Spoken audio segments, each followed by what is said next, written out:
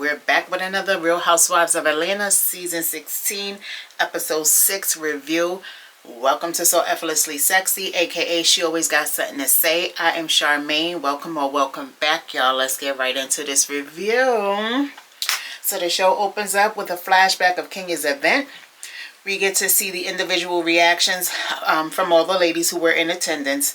They all seemed equally disgusted with Kenya's behavior. Rightfully so, because like I said before, Kenya was dead ass wrong. So then we move on to Brit and Mike. Brit and Mike is at home. Brit is sitting with her phone in her hand, you know, basically scrolling and reading all the ish that done hit the fan about her. So Mike comes to join her and he's asking her what is she doing, and then she takes her phone and she shows it to him like that, and then he's like, oh wow, you know. So then they started to talk about what happened. And Brit naturally felt a way about Kenya's exposing her nude photos. Mike agreed as to why would Kenya do that at her own event, especially if this is something that she said out her own mouth, you know, she was doing and for her daughter, you know, why would she pick a time to be doing something like that? So then Britt says she's been getting all these DMs and these calls and etc. from lots of people, from a list of people, and that she then goes on to say that she even gotten calls from her clients wondering what's going on and that she could lose her license. Britt does admit that when she was a teenager and in her 20s, she did some crazy-ish, you know, she did some things that she's not proud of, and that how she kind of worked hard to wipe all that clean from the internet. And so she thought. She said Kenya was going and digging up her dirt she thought she buried forever, and it was disgusting. And Britt starts to cry or whatever, you know, her little feelings is hurt. And Mike, he just has no idea how to console his wife, child. Like, Mike is funny.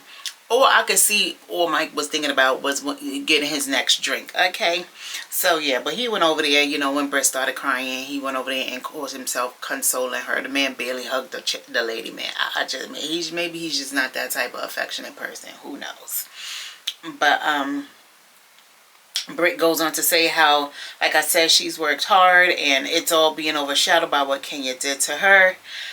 Britt continues to convince herself and anybody else who will listen that Kenya came for her first, and she continues to try and make her eyes sweat.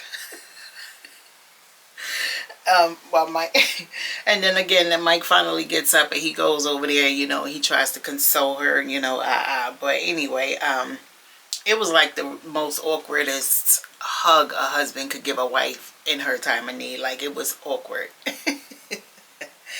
But then the doorbell rings, and it's Kelly, her good sis Kelly. She comes in with her very loud and bubbly self with some food and drinks. Mike was the first person at that counter, honey, over there popping that bottle. Okay, I told y'all, I could see when Mike was sitting on that couch, even though he looked like he had just made him some orange juice, child. I'm pretty sure that wasn't just regular orange juice. He was waiting to get a next drink, child. But it's Kelly. She comes bearing food and drinks, and like I said, her very loud self. Britt almost has a mini heart attack when Kelly jokingly tells her, you look a mess, you always look a mess. Britt almost had a heart attack, child. So Kelly had to let her know, girl, no, you look fabulous, I was just playing. So they go in the kitchen and the doorbell rings again. Kelly hired a nurse to come and give her and Britt some IV treatments, and because she felt like Britt, you know, needed a little pick-me-up because she's been drained from all of this. I felt like Britt needed a little pick-me-up from all the thirstiness that she had been exuding for Kenya's attention. And then when she got it, she couldn't handle it. Because one thing about it, you can't keep effing with somebody. You can't keep effing with somebody that you don't even know like that. You don't know that lady at all. You know her from TV. Okay? You don't know Kenya like that. So you can't sit there and keep messing with somebody or keep coming and antagonizing somebody and then tell them how they react, and you know, get offended when they react the way they do. Okay, because let's be real, although Kenya's reactions were dead ass wrong, I'm gonna keep saying it, I do not agree with how Kenya did it, where she did it in that sense. But at the end of the day, Kenya's reactions were a direct result of Brit's actions. her non-stop actions. So you get what you get. You don't know how somebody's going to react when you keep effing with them, right? So you can't sit there and cry and want to be the victim now that they done did Kenya done expose you and drug you through the fiery pits of hell. And now, like, you feeling like, you know, oh my God, like this stuff that was already on the internet. So I don't know where she says she got it wiped clean from, because how were they able to get it? And I know Kenya did not dig it up herself. But how was whoever who got them pictures or, you know, this information, how were they able to get it? It's still on the internet. You could never fully wipe anything clean once it hits the internet. That's just going to live on the internet forever, Brit. And she's now seeing that. But in her mind, she feels like, you know, I didn't do this. I didn't deserve this. But you may not have deserved it to that extent, but you absolutely deserved whatever somebody was going to give you, because you should have left that lady alone. But anyway, so, you know, the girls, you know, have a little, you know, talk over about what all happened. Kelly and expressed her feeling about Kenya's behavior, how she was really confused because she thought that Kenya's event was supposed to be empowering and uplifting to women. And so again, why would she make it all about Brit? I had the same questions. Like, I wish Kenya just did not do that. I really, really, really, really do. But anyway, it's done, it's done. What's done is done. So Brit thanks Kelly for seeing things her way, you know, and she continued to say that Kenya has been coming for her from the jump, and that Kenya kept poking at her. Like, Brit is really delusional when it comes to this Kenya situation, y'all. Like, I don't understand. I just don't understand. Like, the girl is crazy. Like, why is she the only one who feels that way? Like, nobody else saw Kenya coming for you, sweetie. It is all in your mind. You made this ish up in your head, and now you made it your reality. And again, and you around and found out. Okay, stop messing with people. Okay, but anyway, Kelly invites Brit to her peace brunch. She tells her about her brunch she wants to, you know, give, you know, try to bring back, you know, some light to the group, you know, stuff like that at her house. She says not gonna be at no restaurants or anything. She's gonna be at her house in the backyard. So she basically wanted all the ladies to get together. Brit is happy about that. She says she's ready to have some fun, and the scene ends. There I go smacking my knee again, y'all. I'm about to sit on my hand or something. So now we're at Shamia's house. We're back at the Sterling's Hall, y'all, aka Shamia and G's palace. Okay, Shamia walks in her kitchen where her chef is in there chefing it up. Shamia, mother is also in the kitchen, and Shamia asks her chef, does he have anything that she can taste? His response was, you could taste anything you want.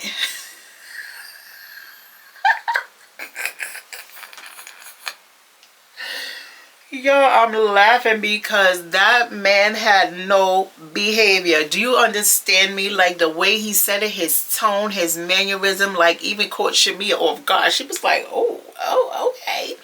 Okay, like, okay. And so she walks over there because Shamia was caught off guard, and she was a little intrigued at the same time. Okay, yeah. I saw what everybody else saw. Let me know if y'all saw it too. Okay, because I peeped. Period. And so did her mama, because one thing about Shamia mother, baby, she did not like that. Okay, let me know down in the comments if y'all peep Shamia's mama too. When she heard them two flirting, okay, she was just, her eyes, just her face expression just went all off, and she just walked away for a little while. So then Shamia goes over there to him, and she's kind of like over his shoulders, you know, saying, you know, let me see what all is going on over here. Let me see what you got cooking or something like that, she says. So her mother breaks that up immediately. She's like, Shamia, what time is everybody supposed to be arriving? Like, she was not feeling the interactions between the two. Okay, because it was very obvious. I don't care what nobody say. I peeped. But like I said, her mother broke that ish up. Shamia pulls out her phone, or like, you know, a little flustered, like she couldn't even, you know, really tell her mother what time. And you know, they like to tell, what time is it? They should be coming now. She was all flustered. But anyway, so the ladies start to arrive. Kelly arrived first. Of course, she comes in there yelling. Kelly is just loud. She is little, but the lady is loud. Okay, so she comes in there all loud. Then comes Porsha Angela, the ladies make fun of Angela and her fan that she takes everywhere, honey. They was getting on Miss Angela about that fan, child. Angela said, listen, contrary to the beliefs, I am not perimenopausal. I am just the hottest ish in here. Okay, I said, I know that's right. I know that's right, Angie. So then they began talking about what happened. Everybody had their take on it. Kelly says she still really likes Kenya, but she can't forgive her actions. And she then asked Porsha, would she forgive Kenya? Porsha says if it were her, she'd be done. She would be done. Shamia's mother gave the ladies a few words about being true to each other, and the ladies agreed. Angela brings it back to Porsha about what was said about Charles, honey. She's like, what was said about my husband, Porsha? So, because she tells Porsha, I was offended, you know, like, how you gonna just say some ish like that at my dinner and then don't back it up? Like, now you don't want to talk about it. So, Porsha lies and says to, she lied to Angela and told her she was just joking. And how Angela, I didn't realize she doesn't really know me like that yet. You know, she doesn't get my sense of humor or some crap like that, Porsha was saying. But Porsha lied. Okay, she lied. Porsha probably didn't hear nothing about Charles. And instead of her just saying that, she, like I said, she gonna turn it into like, oh, I was just playing. I was just joking. She wasn't joking. But Drew comes in late per usual. And Drew says she's getting ready for court and that her and Ralph have been just living like family, you know, like coexisting as family in the household or whatever. So then Angela asks Porsha, does she feel like she's getting the support with her divorce? So Porsha pretty much said no. And she said that they have to find a way to have the divorce first. Angela asked Porsha if Simon wanted her back in the marriage, would she take him back? Porsha was like, no, because she didn't like the way Simon disrespected her mother. She tells us that how, I guess with that whole incident with Porsha trying to break back into their house, she says Simon put her mom's name in the paperwork as if she was down. She was in cahoots with Porsha doing what she did. And Porsha was like, her mother ain't had nothing to do with it. And she didn't like that disrespect that he, you know, sent toward her mother's way by naming her in something that she said her mother had nothing to do with. That's what she says. Porsha then goes on to say that she texted Simon because Pilar asked for him. Girl, she got that baby calling that, or had that baby calling that man Papa. That baby got a Papa. Okay, Dennis. She shouldn't be calling no other man, especially as long as her father is willing and active and alive in her life. And no other man should she be calling Papa unless he really is her grandfather. Okay, yeah. So anyway, she said Pilar asked for Simon, and oh y'all, it's storming. Y'all hear that? If y'all hear that, that's the storm outside. Y'all ignore it. She said that Simon read the text, but he never answered it. So she saw that he read it, and he never responded. So Porsha then gets emotional. Of course, her bestie Shamia jumps up and she runs over there to console her. And Drew was like, she wish she could be there for Porsha because she knows how it feels, and being that she's going through her own divorce, but they're just not in that place. So Porsha said one of the things that attracted her to Simon was that she felt safe and secure with him and her daughter's life too. She said she no longer loves Simon because the person he presented himself as is not there anymore. Everything felt right, and how he was everything she was looking for, but then the mirror shattered because it wasn't real. We know it wasn't real, Porsha, because of the way you got him. Okay, you knew it wasn't real either. Okay, so let me move on. Kelly tell the ladies about her brunch that she's having. Porsha says she will be the bigger person in all this. And because I guess one of them asked, I forget which one, I think it was Angela, but one of them asked Porsha, you know, do she think that she would, you know, be able to, you know, do they think all the ladies would be able to get along and, you know, and coexist? So Porsha was like, she could coexist, you know, and like she's going to be the big person when between her and Drew or whatever. Porsha don't want no smoke and stuff like that. So she just wanted to let bygones be bygones. So, all right, we move on to Kelly and her eldest daughter. They're outside of Kelly's home. They're about to do some yoga. And her daughter's name is Chloe, her eldest daughter. So they're outside getting ready to do some yoga, and Kelly tells Chloe that she had a lot going on, and that she's a little stressed. So Chloe's like, girl, what is it now? Like, you always got something going on. Like, that's crazy when your child feel that way, right? Well, she got to tell you that. But So Kelly started laughing. They laughed it off or whatever the case may be. And Kelly says that she appreciates Chloe so much because when she was crying on the bathroom floor, I guess it was an incident with her and her ex-husband at the time. You know, whatever transpired between them, it left her crying on her bathroom floor. You know, her kids saw that, Chloe being the oldest, so she went and gathered her siblings up, her other sisters, her 3 other sisters, I believe. And, you know, she basically went to take care of them, you know, and, you know, just make sure they were good while her mama was on the bathroom floor going through what she was going through. So, like I said, she said that she really appreciates Chloe and that how Chloe, you know, is her right hand and stuff like that. I feel like, you know, as a parent, of course, there's a lot of things sometimes you cannot shield your kids from. But I feel like as a parent, you should work very, very, very hard to do so when it's in your household.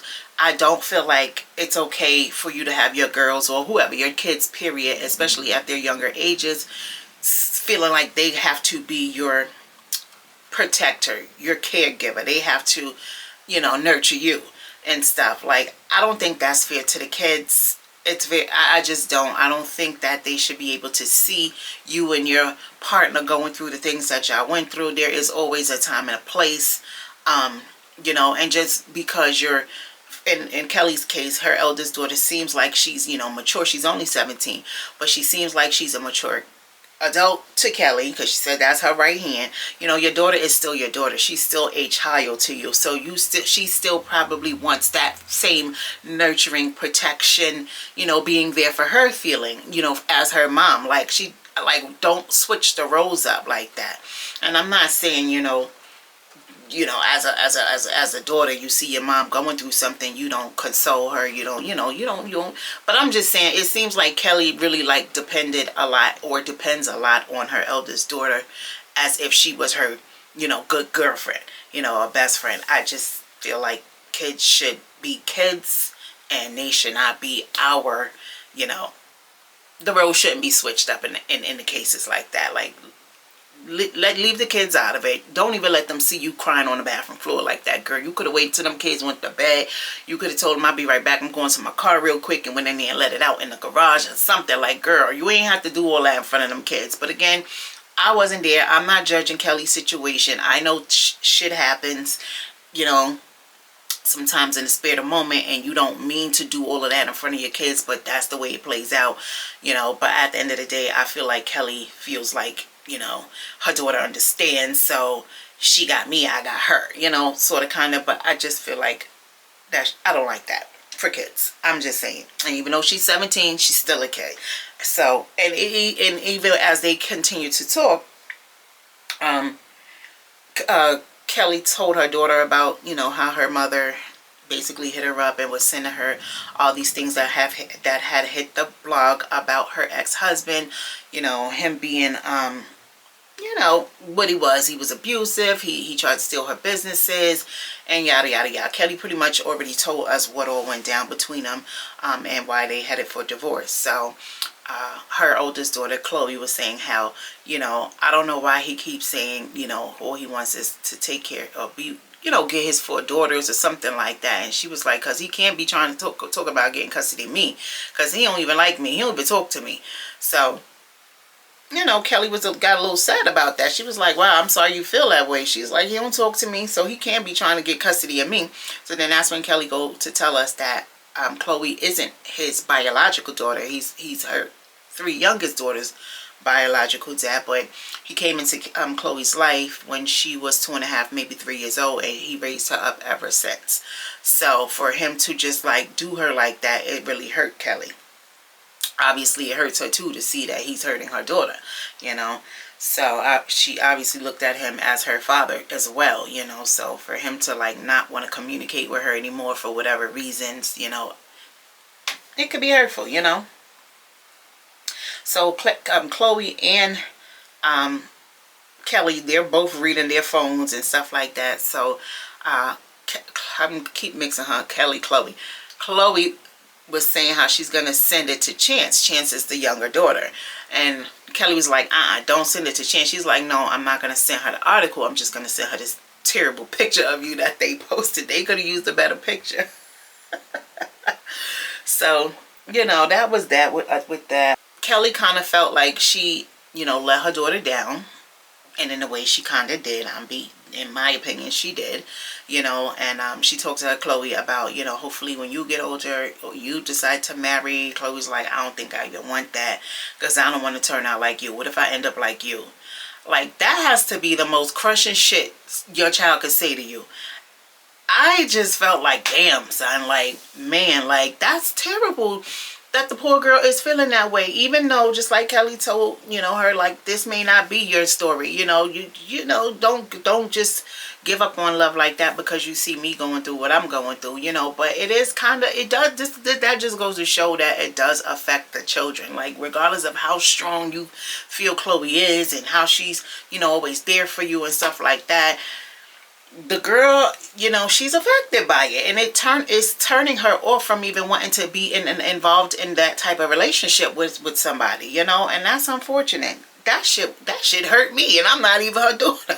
I mean, I'm not even her mother. Like, damn. She's like, what if I turn out like you? Like, damn, son. But anyway, so Chloe tells her mother she'd rather just go to therapy because this meditation ain't it. Okay. So it kind of ends off on that or whatever. So then we go to Drew's house. Drew is upstairs packing her suitcase, child, because she said every first, third, and fifth weekend she has to leave her house so that Ralph gets to come upstairs to have his time with the kids. So that's the case. So that's crazy to me. And she also told us that her kids are starting to do things that they never used to do before. Again, the kids are seeing y'all. Like, they're seeing y'all. Like, this is not normal that my daddy was living amongst us throughout this entire house just the other month ago. And now my daddy lives in the basement. My mommy lives upstairs amongst us. My mommy got to leave so that my daddy could see us upstairs in the same house and vice versa. It's insane. Like, the kids, you're messing those kids up. They are messing those kids up. And as she said, she's starting to notice that they're doing things that they never used to do. I wonder why, you know. That's why I said, like, when adults go through things and you have children involved, you have to put them first. You have to put them first. You have to be two adults, mature adults, and handle your business away from them. They should never have to see that. They should never have to see that. They should never have to see no ish like that going on in their own home, especially when they're that young. They're still very impressionable, still very vulnerable, you know, and they don't know how to, they don't know how to act out in a way that's other than, I'm not going to say violently, but, you know, kids act out. They start acting out because they don't know how to express themselves, you know, when it comes to stuff like that, and they're that young. And it's just unfortunate that the kids, you know, they got to see that. That's just crazy to me. Like, why y'all can't just get along? I see why it's hard to get along with Ralph. Don't get me twisted. I see exactly why Drew, I could see her trying, even though Drew could be annoying, but I could see that her trying, but Ralph is one who does not take accountability for anything. Like she said, he is a narcissist. He very much is. I can't stand that ish. But anyway, so they're sitting at the table. The kids and Drew are sitting at the table. She's finishing up her food. Here comes Ralph. Everybody's looking. She's like, whoa, whoa, whoa, whoa, whoa. Like, what are you doing here? You know, and that's, again, it's just crazy to me to see them like that. It's like the kids were not supposed to see them, or are not supposed to see them on the same level of the house at the same time. So he tells what's her name? Drew. He's like, well, you know, it's time. Like, you right on a dime. Like, come on, son. Like, the girl is still scarfing down her breakfast or whatever. She's like, okay, but I'm getting ready to go. So before she gets ready to go, she pulls him to the side, and kids go off to run and play. And she's like, you know, you were supposed to pay for the exterminator. Oh, no, she's saying as per her attorney, she was told that he was supposed to be the one to pay for the exterminator because she got a lot of other ish going on. He's like, no, I wasn't. You were supposed to pay for it. What other stuff you got going on? Like what? Like what other stuff is on your plate? You know, he's like, you don't even pay the bills in this house. Like, he started to go there. And she did the right thing. She's like, okay. time for me to go. And she started making her way out that door. She did the very right thing, because he was about to start getting loud, turning up. Again, the kids are out running and playing throughout the house. They're still there, and within ears view, they can hear, if they were to get a little loud. So she did the right thing. She left. She left it alone because she already saw where it was going. Again, a narcissist. Okay. So she goes out to get in the car with her sister. She's telling her sister all about it or whatever. And she's just like, I don't even know why he came upstairs already. Like, what was he even doing up there? Like, that's just insane to me. So now we go to Shamia. She's at the studio with RL and the other producer, B Flat. That she said RL's wife and her were really close. That's her girl. And that's how this all came about, with her starting to work with him and the other producer, B Flat. So they're in there, talking a little bit. Her and RL, they're, talking about the song, the music and stuff like that. So then Angela comes in. Angela is still apologizing to Shamia. Like, she apologizes so much to everybody. Like, girl. But this time she's not apologizing to Shamia for anything that she did. She's apologizing to Shamia for Porsha's action. For Porsha, how Porsha acted at her dinner when Shamia tried to play her song at Angela's dinner, and Porsha interrupted it, and she kept talking over it because she kept saying, that's not you, that's not you, that's Drew. So I don't know why, but Angela felt the need to apologize for Porsha's actions to Shamia. Maybe because it was at her dinner, it happened at her dinner, but again, girl, that was not in your control. Nobody knew Porsha was going to react that way and be salty because her so-called best friend, had a nice song and she wanted everybody to hear it. So Shamia felt like, the song was disrespected because of Porsha. Like I said, Porsha was talking over it. She kept interrupting it. Why she wasn't listening. Porsha was being a hater in that moment. And Shamia said that she's always supports everything that Porsha has done or has going on. And that she was always Porsha, or is always Porsha's biggest cheerleader. And she wants the same energy, from Porsha. Shamia said that Porsha did apologize, but she still insisted that she didn't know that was her singing. Shamia says that she's really hurt by that. I don't know why Shamia just didn't tell Porsha what it really is. Like, girl, what do you... But we found out later why.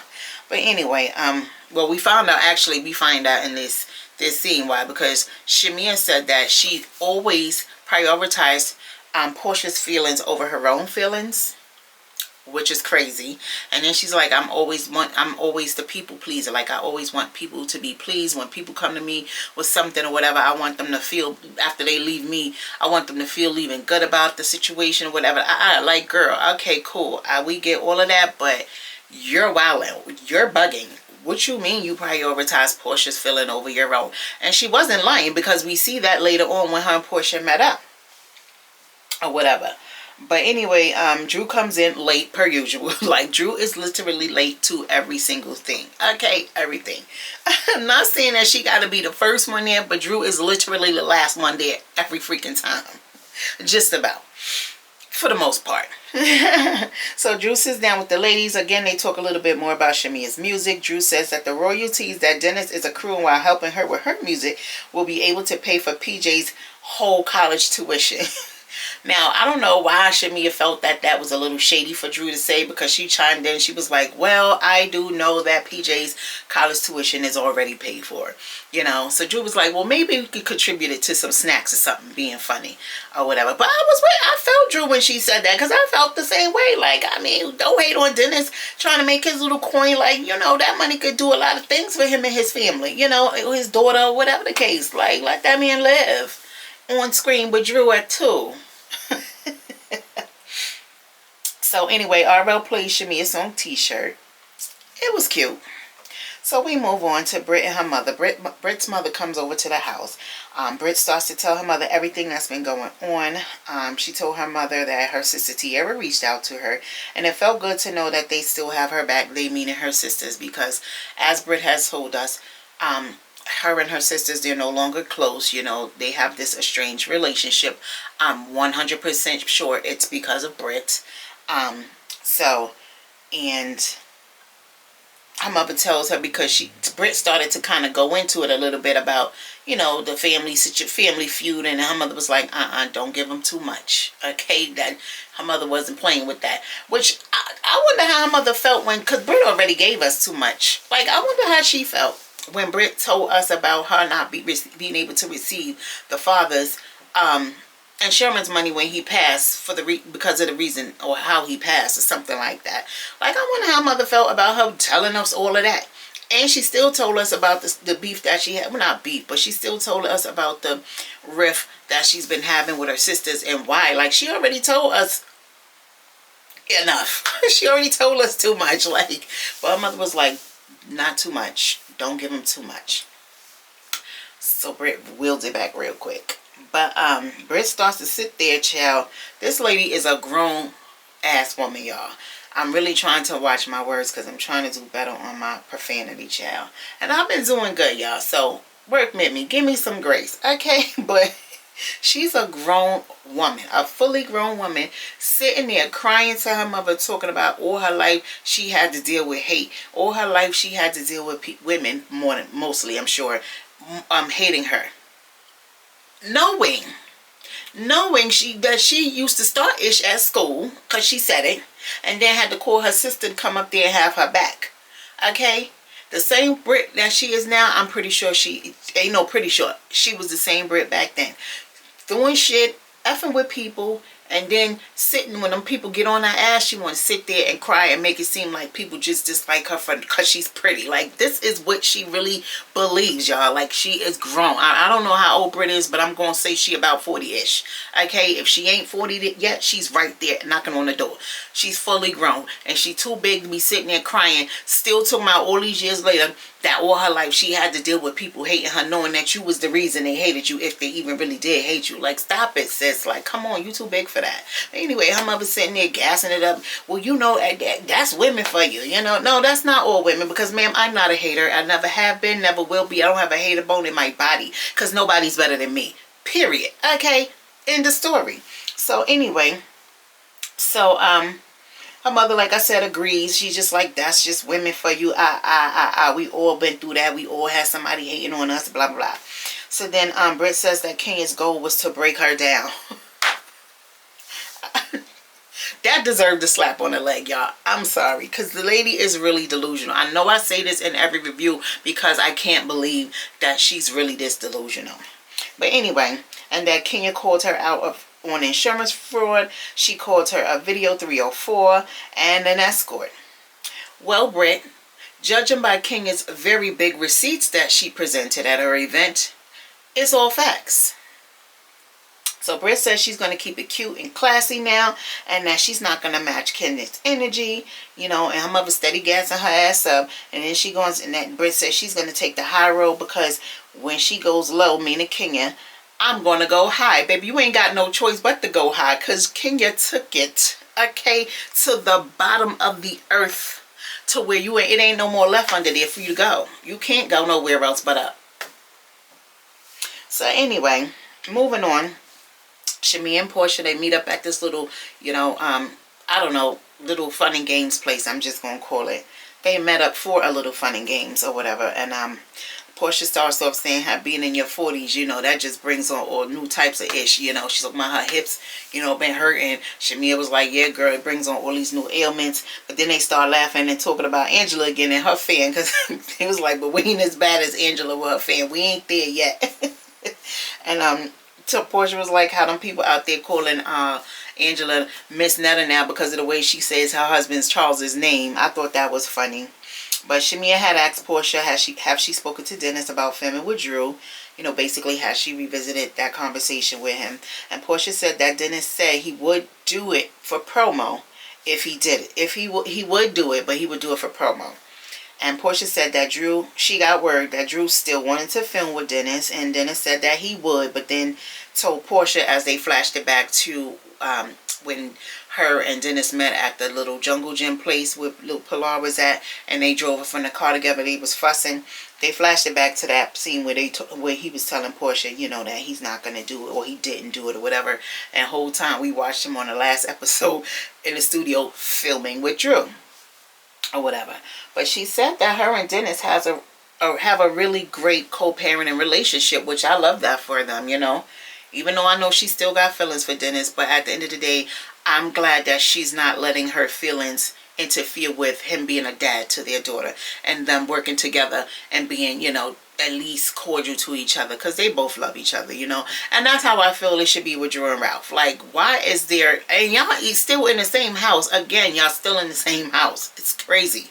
But anyway, so then they gonna want to play a little bit of golf. Shamia says that she's still trying to grow her family with her husband, because I think Porsha asked her, did her and G come to this place before? And Shamia was like, I think she said no. But anyway, she goes on to tell Porsha that she's still trying to grow her family with her husband, and that her embryo has a 30% chance of getting pregnant. So she's still trying, y'all. I remember saying before I wasn't sure, you know, what was going on, but I guess as the season go on, we'll get to know more about that. So then Shamia blurts out, because one thing about Shamia, she be having her questions ready for every single sit down, okay? Well, whoever it is, Shamia be on go with her questions, okay? And she knows what she's doing, because she said, Deb blurted out to Porsha, she was like, she asked Porsha, well, what's up with your embryo that you got with Simon? You and Simon got an embryo, right?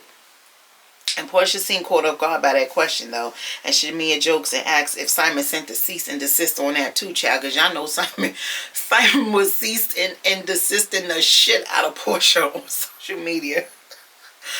Oh gosh, Lord have mercy. But anyway, so Porsha says that they have to move past all that they are going through before they could even, you know, talk about any embryos and stuff like that, you know. So Shamia was like, how many more cease and desist Simon done sent out, child?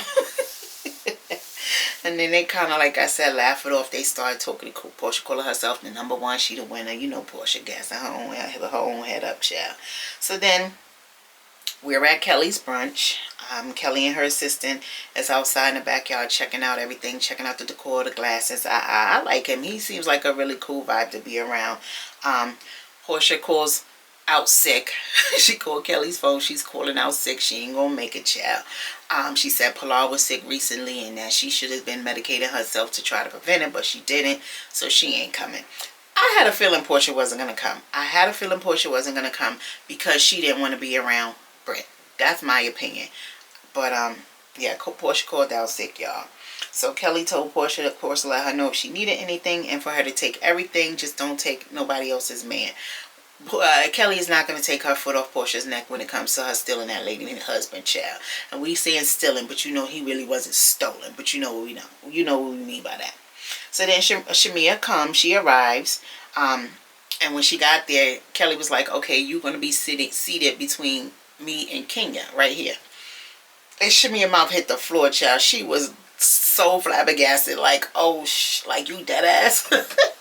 So Kelly laughed it off and told her, no, I'm just playing. It's just going to be the ghost of Kenya. So then Angela comes, and Kelly tells Angela and Shamia that her ex is out of jail. He was held in contempt of court. She did tell us that before. He owes her $10,000 in child support, and he only made one payment. She also expressed how it's hurtful seeing all of her business on the blogs. I must have missed it, because even though I'm not on the blogs like that, I'm still on YouTube. I still frequent TikTok and Snapchat. You know, I have not seen anything regarding her situation even before the show aired. I haven't heard anything. I didn't even know Kelly was on the show. So I don't know what blogs, but she said it's all over the blogs and it's hurtful to her because obviously, you know, she has her kids. She has her younger children, you know, even though they're young, they're still old enough to be on the internet and hear and read what all is going on. So I get that as a parent, nobody wants their children to be seeing all the BS, you know. But then again, them kids seen it right there front and center when y'all was going through it in person, you know. So I just can't hurt them no worse than that did, in my opinion. So Angela and her silly self apologizes to to Kelly for bringing her +1, which was really a +2, because she said this is Polly and Esther talking about her hot ass dress she had on. Kelly was out there, Angela was out there fighting for her life, y'all, in that dress. She was so hot. Her fan, she was trying to keep her lace front. I peeped. She's trying to keep that cool down so the ish wouldn't start melting. Like, Angela is funny, baby. That fan wasn't doing her no justice on that thing. She was hot. So then Drew finally comes. Brit comes after Drew. Brit is the last one to arrive. So Brit comes in with her guards up, as she said. She said that she didn't know what to expect with this group of women. But she is annoyed because she said every time someone Googles her name, the situation pops up now. No, Brit. If they Googled your name before, if they even knew who you were before then, it still was going to pop up before you even got on the show. Because, again, nothing is completely wiped off the internet. Nothing. Okay? So, don't put it on Kenya as if to say, like, all of a sudden, well, she did pretty much say that. Ain't no if to say, but she pretty much said that because Kenya blew it up again. Now it's on the internet again. No, it been there, baby. That's how they were able to gain access. Sweetie, you know that. Like, come on. But, you know, whatever. So, Brit is asking, where is Porsha? Kelly tells her that Porsha is out sick. Shamia gets right to it, honey, because, again, Shamia don't waste no time with her questions. So she's asking Brit how she's been. Brit says it's been rough, but she's getting through it. Kelly brings up how the ladies all been in touch with Kenya, and they were all checking on her. Brit immediately becomes annoyed because she feels like, you know, she's the victim here. So this entire time, and no one called her, no one, you know, except for Kelly, no one came or called to check up on her. And Brit says that she's dealing with a lot in her with her husband, with her business, and how she pretty much almost lost her license. So then Shamia chimes in saying that Brit told her the other day that she actually did lose her license. So then that's when Angela swung her head around and she was like, based on what? She's talking to Brit. Angela's talking to Brit. She's like, based on what? You know. So Brit got all snippy with her. She was like, what do you mean based on what? Like, she's like, what do you mean based on what? Like, so all the ladies are like, no. She was like, what are you, confused? And then she was like, what do you mean based on what? You know, so Kelly, I keep calling everybody wrong name, y'all. Angela, she was like, hold up now. Wait a minute, boo-boo. Because what we not going to do, okay? She made herself very clear, sat up in her seat. And she was very clear and direct the next time she repeated her question. She's like, I too am a licensed so-and-so, okay? I know that there has to be a cause for that type of action to happen. What was your cause? That is my question. Okay. I said, oh shit, Angie done came out now. It's no longer Angela. This is Angie. Okay, I know that's right. So then all the ladies are looking all baffled and they're oohing and eyeing and stuff like that. So Angela, basically how it all works, because she knows she's in the field, she knows how it works, you know, so that's why she has her question. Brit ain't have no answer for her, so she started to deflect, and she said, today is about me. This is Brit talking. Today is about me. And Angela said, it's always about you. This is a peace offering. You didn't even come in peace, okay? So Brit starts to pipe down for a little bit because she's seeing that Angela is not the one order two, baby. She not Kenya. Okay. So Angela tells Brit that she needs to take some responsibility as to why they're even here to begin with. You know, you're starting in the middle. Let's start at the beginning. How did we even get here right now? Why are we even here right now? Because you failed to take responsibility for your actions. Okay. And you kept pushing Kenya's buttons. Period. And so they continue to go back and forth. Then Hood Brit comes out and she raises her voice at Angela, demanding her that she read the fucking room. That's what she said to Angela, y'all. She yelled out, was like, to read the fucking room. And she got real loud. So Angela climbs back saying, I am reading the room. Okay. Brit says that Angie is acting slow. Angie tells Brit she likes to throw rocks at her hands, and do. And then they continue to argue while Kelly and Shamia is over there calling for some more drinks. And Kelly is asking Angela, Kelly wound up asking Angela to switch seats because her and Brit were seated next to each other. And as you saw, as we, I'm telling y'all, it got a little heated and stuff like that. And y'all know Angela was already hot and annoyed with that dress on, that polyester dress she had on, child. So I guess Kelly was like, you know what, let me switch them out. Before hands get the glowing and glasses get the throwing. Okay, because you know how they do on these shows, son. So Shamia said, well, I'll ask the question. I don't know why Shamia is taking on this role of being the peacemaker. Her first real season back, where it's pretty much she's actually a peach holder now. And I'm not saying that I want to see her be more drama filled at all, but I just don't want to see her being a peacemaker in all the cases, in all the situations. Okay, because just not too long ago you was over there shading and being messy when it came to Angela. And while you did the grown women mature thing, y'all made up, y'all did what y'all was supposed to do as grown adults. You know, y'all didn't drag this ish out. But I don't want to see you being a peacemaker, Shamia, this entire season. Like, come on, girl. You need to sit up there and tell your best friend Porsha how you really feel. Okay, like that's what you need to be doing. Stop being over there being a peacemaker with these grown ass women. They know how to bring peace when they want to. So anyway, she's like, well, I'll ask the questions from here on in. Well, I'll ask the question again. So Shamia does ask Brit again the same question. Brit breaks it down this time. She's like, she's under investigation, so her license isn't lost yet. And Angela was like, I thought so. Brit was like, what'd you say? And Angela repeated herself just a little louder so Brit can hear her better. And so then she said, because I am a licensed mortgage loan originator, honey. Okay, she gave that title, honey. And she's like, she knows in order to lose a license, or it had to be something more than just a rumor. So Angela is also alluding to the fact that there was some type of insurance fraud happening on Brit's part, because she's saying that just because there's a rumor out there about you, or, you know, people posting certain things about you, is not going to, the people not going to just, you know, put you on the investigation and take your license off based off of that. Like, she knows this in and out, apparently. Angela does. So again, they just start going back and forth with their words or whatever. Brit asks Angela, are you just going to twirl on out of here? You know, and so Angela's like, oh, now you're using Kenya's words, and here go Drew. You know, I guess her alcohol started kicking in her, because she comes and she's like, whoa, like, wow, like, you're using Kenya is definitely here. She is definitely here. Like, wow, like that. So Brit turns to Drew, is like, yeah, you know, so Drew was like, yeah, you real funny. And Brit was like, yeah, well, maybe I should be a comedian. I'm just like, oh my God, what is going on, child? So Brit and Drew started going back and forth a little bit. And Brit says that, Drew tells Brit that what she said was nasty work. And Brit was like, yeah, what Kenya did was nasty work, and that's why she's not here.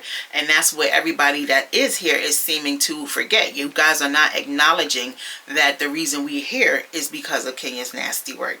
No, the reason we're here is because you kept messing with Kenya, and you got her to come out of her character, and then she did do some nasty work to you, but it was all your fault. Period.